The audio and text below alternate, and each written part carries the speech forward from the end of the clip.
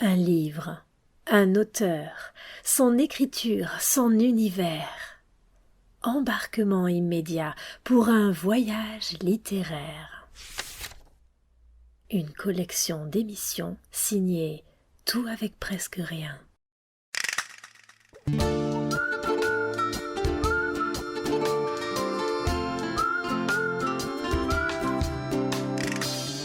Avez-vous déjà visité Naples ? Avez-vous un jour écouté le silence du désert ? Connaissez-vous les forêts sacrées du massif de la Sainte-Baume ? Le voyage littéraire que propose le livre que je vais ouvrir nous invite à éveiller nos sens, tout en suivant le fil d'une histoire captivante.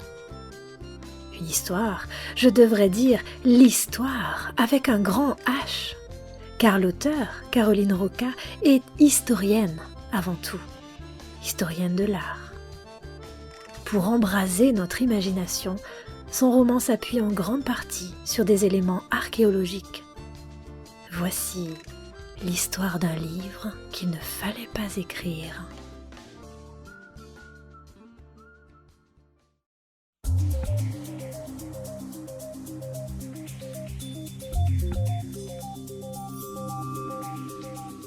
C'est l'histoire d'un livre. Une histoire qui commence par un dialogue entre un éditeur et une auteure qui refuse de l'écrire, ce livre. Un début pour le moins énigmatique. Toute l'histoire va se construire autour d'indices qui révéleront en quoi consiste ce livre et surtout pourquoi il ne fallait pas l'écrire. Est-ce donc un roman à énigmes ? On pourrait dire cela, mais en même temps on pourrait dire aussi que c'est un roman historique, puisqu'il nous transporte très précisément au cœur d'épisodes attestés par les historiens. On pourrait dire aussi que c'est un roman d'aventure, puisque les péripéties nous bousculent sans cesse d'un lieu à l'autre, en France, à l'étranger. Naples, Assouan, Marseille, Annecy, Vézelay et finalement Saint-Maximin ou le village du Plan d'Ops. On pense à un roman qui inclurait une sorte de guide touristique. C'est justement dans un guide touristique que Caroline Roca donne la parole à son héroïne. Voilà près de 2000 ans que les hommes ont commencé à raconter mon histoire, ou ce qu'ils ont cru être mon histoire. Qu'ils soient de fervents croyants, des paysans ignorants, des princes ou des manants, ils n'ont eu de cesse de me voir tour à tour comme une maîtresse spirituelle, une initiée. Certains m'ont identifiée à la pécheresse par excellence. Il en est même qui affirment que je suis la survivance des divinités féminines tutélaires de la région. Soit dit en passant que Caroline Roca est la guide que toutes les agences se disputent dans la région du Var. Roman à suspense, roman d'aventure, roman historique, mais non, même si son livre nous présente les lieux avec brio, ce livre est un roman à part entière. Une quête est au cœur de l'histoire.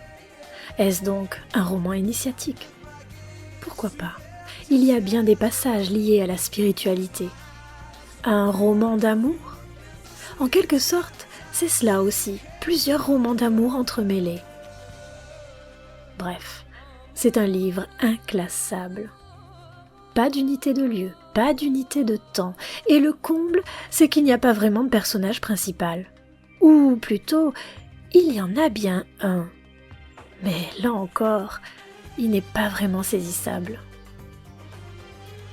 Comment Caroline Roca a-t-elle pu réaliser ce tour de force ?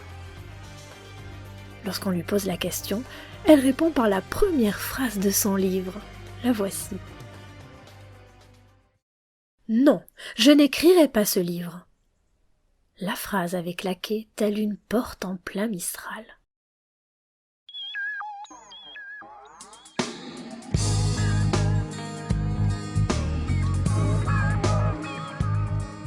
Il n'y a pas meilleur moyen de libérer l'écriture que faire face à une feuille blanche et y écrire pour commencer « Voici le livre que je n'écrirai pas ». Toutes les conventions sautent, tout devient soudain possible. À partir de là, on laisse le livre s'écrire seul, ou presque. Car ce livre est très construit.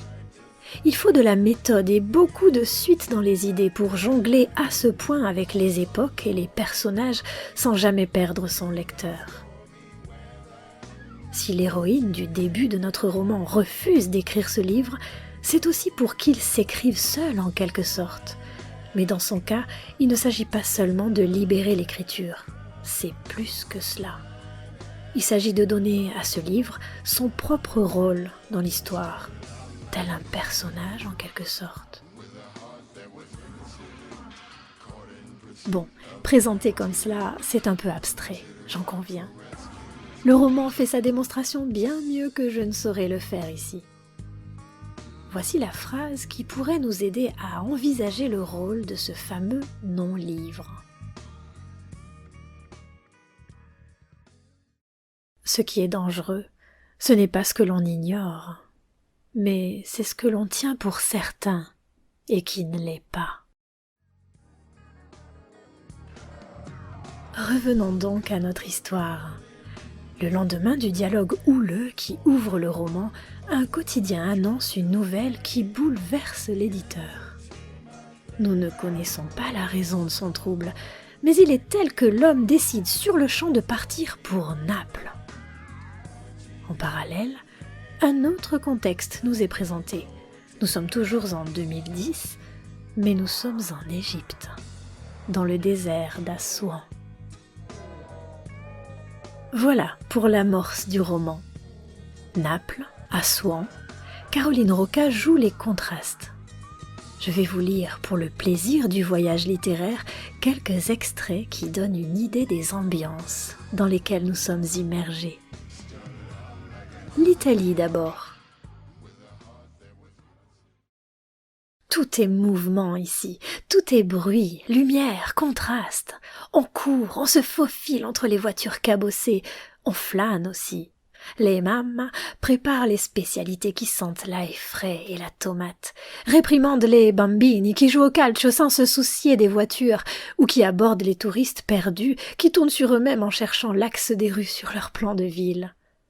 Tout concourt à faire de Spaccanapoli l'archétype de cette vie napolitaine, turbulente, qui se perpétue depuis des siècles. Hey, amici! Allegria! Pour un peu, si l'on ferme les yeux, on sent les sauces tomates qui mijotent dans les cuisines. On entend les bruits des Vespas et les cris des femmes qui appellent leurs enfants. En Égypte, c'est tout autre chose. Je vous invite ici à apprécier le contraste.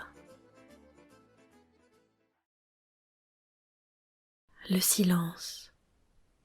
C'est le silence qui frappe l'esprit dans le désert. Tous les égarés racontent la peur, la soif, les températures qui varient de plus de 30 degrés entre le jour et la nuit.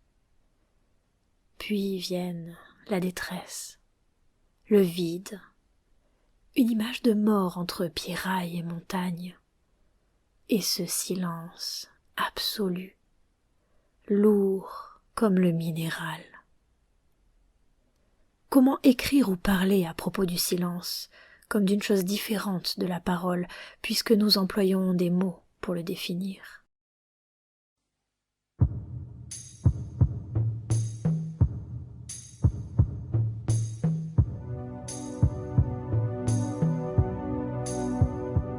Parler du silence, c'est déjà un paradoxe, n'est-ce pas? Dans l'extrait que je viens de lire, c'est un guide qui parle, Aladin, un pseudonyme qui ajoute au voyage sa note d'exotisme. Aladin invite ses hôtes à écouter le désert. Il leur apprend à écouter le silence. Il leur raconte aussi des légendes liées à ceux qui s'y sont perdus et qui ont survécu. Un chapitre du livre s'intitule « L'histoire de l'enfant nu du désert ». C'est à partir de là que le roman revêt une dimension liée au merveilleux. Le désert a ses mirages, n'est-ce pas? Caroline Roca en joue. Ces personnages ont souvent une part irrationnelle que leur vécu vient valider. Alors, les hasards n'en sont plus. Tout fait sens et tout se tient mystérieusement. La légende de l'enfant nu du désert est liée à un lieu précis, un lieu dit qui n'existe sur aucun plan officiel, le village de l'ombre, où chaque soir apparaît l'ombre d'une femme. Toujours la même forme, et ce, de mémoire d'homme. Malgré les siècles, les saisons, l'érosion induite et la volonté de quelques habitants, chaque soir, au coucher du soleil, apparaît, durant quelques minutes, l'image de la femme. Parmi les touristes ébahis, une femme reste en retrait, silencieuse et soucieuse. Elle est venue dans le désert avec un but précis. Aladin l'accompagnera dans sa quête, indirectement, en induisant une relation aux êtres et au monde. Une relation qui laisse une large part aux intuitions ou même aux visions. Voici le fond de sa pensée. Vaniteux que nous sommes, nous nous accrochons à nos propres vies comme des naufragés qui n'imaginaient pas que les tempêtes puissent exister. Il songea aussi à son père, si lointain. Il n'existe que 2 sentiments chez l'être humain, lui avait-il dit à plusieurs reprises alors qu'il n'était qu'un enfant. L'amour et la peur. Tous nos actes se déclinent à l'infini sur ces 2 simples mots. Tous. Nos existences, nos actes, nos pensées ne sont que le fruit de l'amour ou de la peur.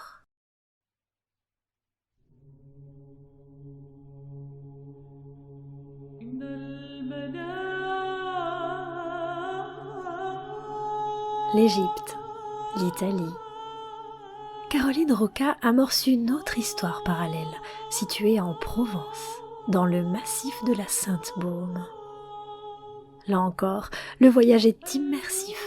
Cette forêt, mentionnée dans divers écrits depuis l'Antiquité, a souvent été considérée comme une forêt sacrée. Le talent de Caroline Roca n'a pas son pareil pour la décrire.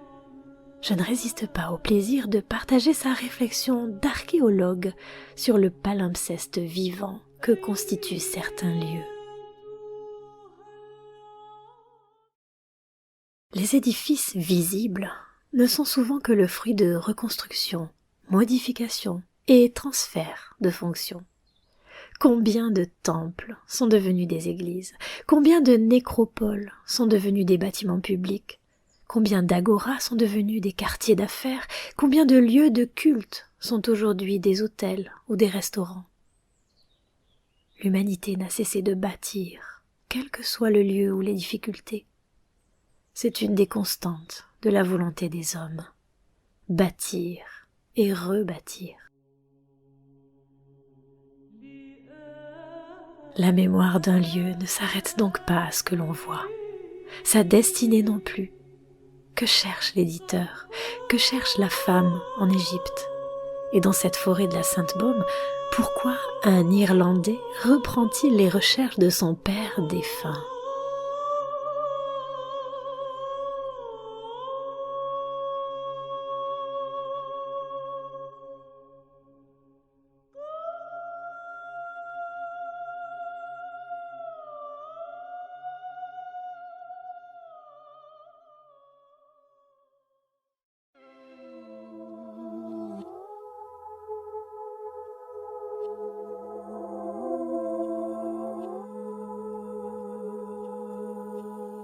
Tout converge peu à peu. Un jour d'orage, les personnages qui ne se connaissaient pas se retrouvent dans un refuge au cœur de la forêt auprès d'un père dominicain. On a l'impression que Caroline Roca a remonté le temps à partir de cet épisode pour construire son roman, un peu à la manière des films de Claude Lelouch. On découvre, grâce à ce procédé, que ce que l'on appelle hasard pourrait bien avoir ses raisons. Je ne peux pas vous en dévoiler davantage. En réalité, j'ai beaucoup de mal à parler du contenu de ce livre. Tout ce que je peux en dire est un peu réducteur. Au fil de l'ouvrage, nous assisterons à un vol de reliques, nous entrerons dans la cellule de la dernière femme condamnée à mort pour sorcellerie, et j'en passe. Que signifient toutes ces fenêtres sur le passé ? Caroline Roca met les lieux et les époques en perspective pour permettre au lecteur d'aller au-delà des contingences historiques. Il y a pourtant un fil directeur dans ce livre. Une femme. Est-ce la même femme que cherchent tous ces personnages ? Est-ce la même femme à différentes époques ? Ou bien, à contrario, est-ce la même femme qui se trouve incarnée par plusieurs femmes en ce même instant, dans cet abri au pied de la Sainte-Baume ? La plupart des personnages ne savent pas vraiment ce qu'ils cherchent. Certains se trompent de cible, c'est clair lorsqu'on a lu la fin du livre. Leur quête n'est qu'une amorce, un moyen souvent maladroit qui aboutit à la quête ultime de tout être humain. Et là, c'est à nous, personnellement, que s'adresse Caroline Roca.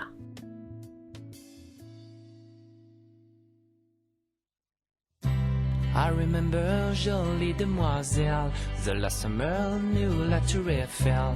I remember comme tu étais belle, so beautiful with your sac Chanel sur le pont de la Seine. Let's do it again, again, again. Il y a un personnage très différent des autres que Caroline Roca place au cœur de son roman et qui finalement en constitue le pivot. C'est Josiane. On la retrouve presque partout. C'est une boute en train insupportable, une bourgeoise insolente et gesticulante. Elle servira, bien malgré elle, de révélateur dans le cours de l'histoire.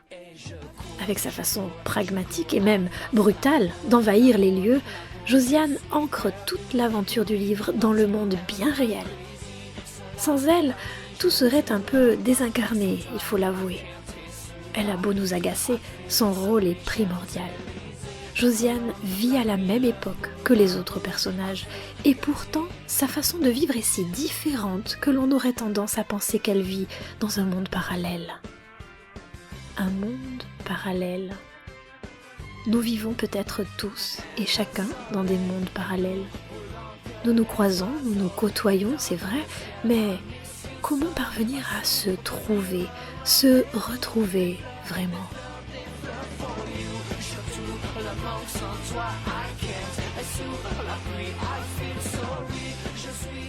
Les personnages de ce roman se retrouvent vraiment. Leur rencontre ultime est l'aboutissement d'un itinéraire intérieur, autant que d'initiatives bien concrètes dans leur vie. C'est à la fois une évidence et une incroyable coïncidence. Il est clair qu'à travers toutes ces histoires mêlées, Caroline Roca nous accompagne vers une autre lecture de nos propres expériences. Une autre dimension, peut-être.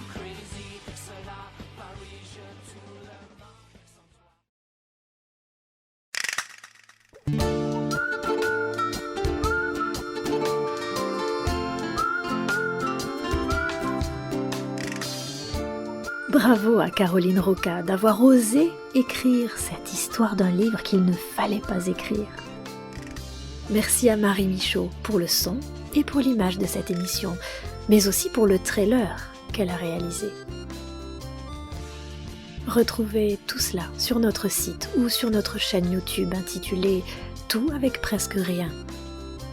Et si un nouveau voyage littéraire vous tente, n'hésitez pas à en choisir la destination dans notre classement par thématique. À bientôt!